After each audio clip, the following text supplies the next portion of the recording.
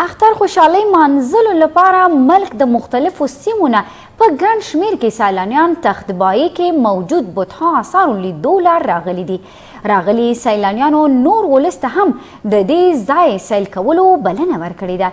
په دې هکله نور تفصیل ګورو د ملک رحمان په دې رپورټ کې.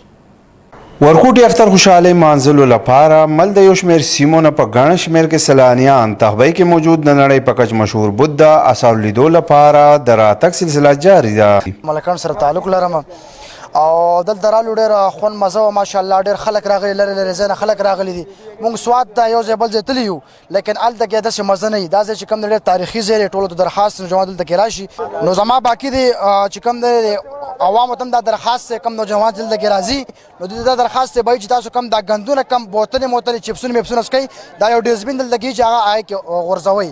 هسې خو تختبایي کې موجود آثارو سیل لپاره هر وخت سیلانیان راځي ولې په اختر کې دلته په ګڼ شمېر کې سیلانیان راتلو له وجې د میلې منظر جوړ شي. کووډ 19 له وجې تختبایي آثار تیر شوي 2 اخترونو کې په مکمل توګه بند کړي شوي وو. اوس یو ځل بیا دا آثار د سیلانیانو دپاره کولاو کړي شوي دي.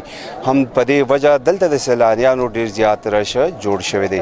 کیمرامین عبدالرحمان سره ملک رحمان، خیبر نیوز، تختبایي مردان.